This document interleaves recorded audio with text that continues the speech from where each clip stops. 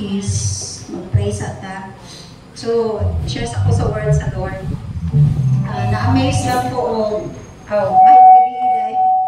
may gabi sa ato ang tanan, no? So, na-amaze lang ko pag-usaba sa life ni Solomon. Kato bitaw, di ba, wala natago sa ato ang bata pag yun siya nangimong hari. And sa iyahang kasing-kasing, di ba nato tayo nga gipapili siya sa Lord, sa iyahang damgo, na kung sa imuhang pangayoon, damgo or pananawon, no? Nga kung sa iyang pilion, ang iyahang gipili is wisdom instead of wealth or kamatayon sa iyahang mga kaaway. Ay ang iyahang rason is unsaon niya paghiya or pag-lead ang katawhan sa Ginoo kung wala ang kaalam. So sa diha nga na-please ang Lord sa iyahang gipangayo. So ang wealth o ang victory nga iyahang nasa gyapon sa sulod sa iyahang kasing-kasing is ning follow ra gihatag sa Ginoo.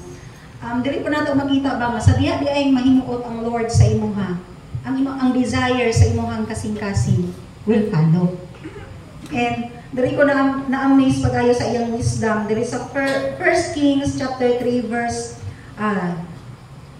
16 to 28, morning time nga na ay duha ka ginikanan nga ning duol sa iyaha. Kay ani ingon ng isa ka mama nga sa dihang nagpahusay sila kang King Solomon, niingon ang katong mama nga namatyan og anak ning duwa sila sa hari nga ang kanang king ako aning anak ang buhi kay sa diha nga sila ra daw duha nabilin anak nga panimalay siguro laing ini, no, laing in sa ila sa unang panahon. Niingon siya sa hari nga pagmata nako patay na ang bata nga nasa ko ang dughan nagdidi nya ang bata nga buhi iyaha daw kay gibaylo sa dihang nakatulog siya. And ang mga tao nagmasid sa iyahang palibot ba nga unsaon kani sa hari nga lisod man gyud ang sitwasyon kay mo insist man gyud ang isa ka mama nga namatyan og anak nga iyaha daw kuno tong buhi gibaylo atong isa ka mama. So sa iyang pagmata nakita na daw kuno niya nga ning sidlat na ang adlaw. Nakita niya ang iyang anak nga buhi to ana sa pikas niya ang katong nagdili daw sa iyaha patay na. And ang gibuhat ni Solomon maka-amaze kayo ba kay ang mga tao nag-observe sa iyaha plus na shock sa iyang decision nga sige imuha man wala man gyud magpaubos sa ilahang duha kay ang kunor man gyud ingon na pong isa nga dili gyud king ako gyud ning anak ang buhi. Ang decision ni Solomon sige pagkuha og sword, pagkuha og espada dayon ikat ang bata kaduha. So ang tinuod nga inahan, syempre na ikaluoy sa iyang anak nga niingon nga ayaw na lang. Ako na lang nang ihatag ang ako ang anak sa iyaha. Bahala na sa iyang nauna siguro, bahala na og mapaingon dito sa pikas, at least buhi. Pero katong nagpakaroon ingno, naingon gyud nga dili ko masugot nga naay makaangkon sa atoa. Sa Bisaya ba, kinahanglan bahinon din na siya kaduha. So ang decision dayon ni King Solomon is ang tinuod nga inahan sa bata katong nagparaya. So na-amaze ang naining buto ng transformer. Ang na-amaze ang mga tao nga nag-observe sa iya nga unsaon jud ka niya pag-judge, unsaon ka niya pagkuan sa desisyon, no, o kinsa jud kahay mapalutaw nga tinuod nga mama. So kay ang tinuod nga mama dili gyud makaako nga iyang anak makita niya nga tabason ito. So nagparaya siya. And ang ibutang lang yun ni Lord sa ako sa ato ang pagkinabuhi si Kristohano nang inahanglan mo dito wisdom, no, wisdom sa matag adlaw yun need jud kayo nato ang wisdom nga heavenly wisdom, knowledge and understanding.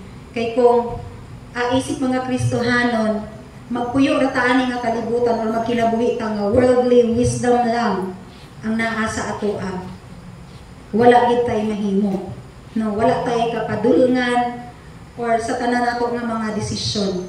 And diri po na ako na-realize ang heavenly wisdom, knowledge, and understanding makapahimo gihapon sa tawo nga mahimong adunahan. Kana magaling mga grabe nga mga negosyante atong makita, no? Mga kuwangko, mga tan, mga sea, nang tag-iya sa kanang sana PAL, Philippine Airlines o Cebu Pacific, mga inana. How much more kung naay wisdom nagikan sa Lord? Ba? Kay kung worldly wisdom lang ang naa sa ato indeed, dili questionable nga madato gihapon pinaagi sa kakugi. Pero lahi ratong naay kaalam nga gikan sa Ginoo, dili lang sa negosyo, kung dili sa pagkinabuhi kada adlaw. Gamit kaayo nato siya. So mo din ang sa Proverbs ba, si Solomon man gyapon ang nagsulat ana nga may dear son, anak gyapon ba ang mga entrada niya nga ang makag-gain daw og wisdom nga gikan sa Lord, it brings wealth. Dili lang sa finances, kung dili sa tanan aspeto nga wealth nato.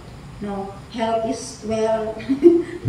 Wisdom is wealth. No, ingon po ka, kung gusto pud ka nga magkaroon daw og kanang fear of the Lord, gikan diha kanang magkaroon ka og tinuod nga wisdom daw kuno. Ang tinuod nga wisdom is ang beginning daw ana is magkaroon ka og fear sa Ginoo.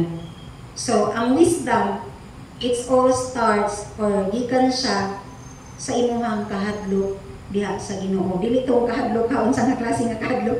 Ang bot sa fear nga gibutang dahil sa Bible is na kay pagtahod, na kay pamingkag fear, kay na kay kana bitawang manuko ka nga mubuhat og mga dili maayo atubangan sa Ginoo. That is mo na gitawag na kahadlok or fear diha sa Ginoo.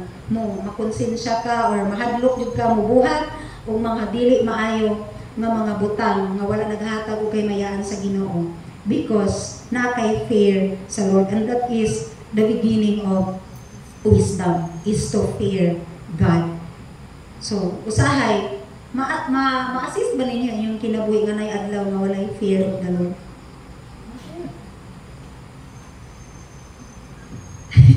Talagsa or most of the time. Kay pag mawala na bitaw ang kanang fear of the Lord sa ato ang kasing-kasing, mo na nang usahay, di na to mahadlok mo buhat og mga butang na wala nakapahimaya sa Ginoo. Because wala na ang fear of the Lord. And buot pa sa buot, wala na po yung wisdom magikan sa Lord. Kaya ingon pa ang Proverbs, the beginning of the wisdom is the fear of the Lord. So mag-uban dahil siya. So kuan lang ta sa life ni Solomon ba nga kung imuag yung kung ano nang yung story kay sa iya gayang time sa iyang paghari kay wala gayay kanang kagubot sa mga nasod nga iyang kuanan kay ngano ang tanan naging harian nga naay mga anak nga ang mga hari nga mga prinsesa kay iya magiging pang concubine. So sa iyang time grabe ang kalinaw. Kay gihimo man niyang aliado ang tanang gingharian, gipangasawa man niya ang tanang mga anak. Pero diha lang siya na-call. Kay ning sunod man siya sa ilahang panagsimba. So ning offer man siya og kanang sa ilahang mga Diyos-Diyosan sa iyang mga asawa ning sunod na siya. Pero sa kinatibuk-an sa iyang kuan nakabangon mangyapon siya. No.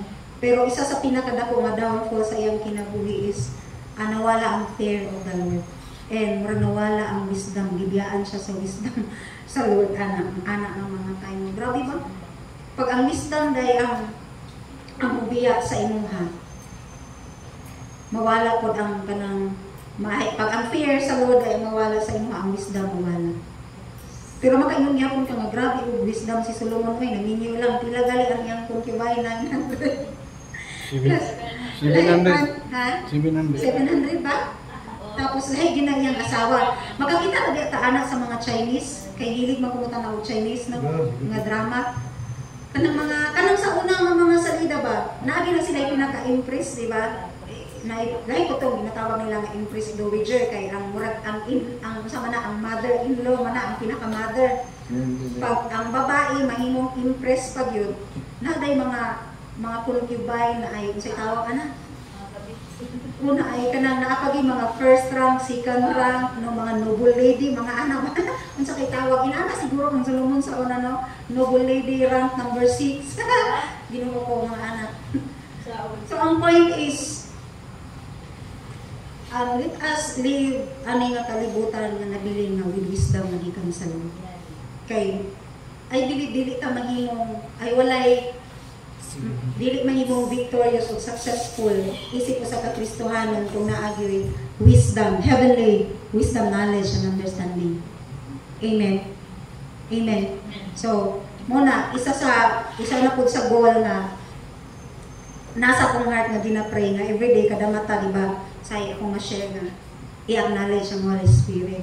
So isa na po sa add sa akong prayer nga Lord, let me live today pinaagi sa imong wisdom or hatagi ko ang wisdom kung saan pag puyo ni nga adlaw, kung saan ako pag-walk ni nga adlaw. Or I pray nga himo kong ubanan to walk by not by faith only, no, kung dili pinaagi sa imong wisdom. Amen. Amen. So, be like Solomon, dili itong daghang concubine. Dili, nag-desire siya of wisdom, magikan din sa Lord. And everything will follow. May inspire tagbalik basa sa Proverbs nga ang wisdom, makahatag siya of wealth. Amen? So, it's a privilege and nga kita ang gamiton nga empty vessel sa Lord nga mogiya sa praise and worship sa ato ang 19th year anniversary. So vocal man kayo ko nga may man tanong nga dili ko pero gipapili man ko unsa man ka MC o mag-worship lead. So wala koy madukay, wala mo koy talent sa MC. No. So wala ko pud napugos. Syempre kulba ba yan? Kulba ba?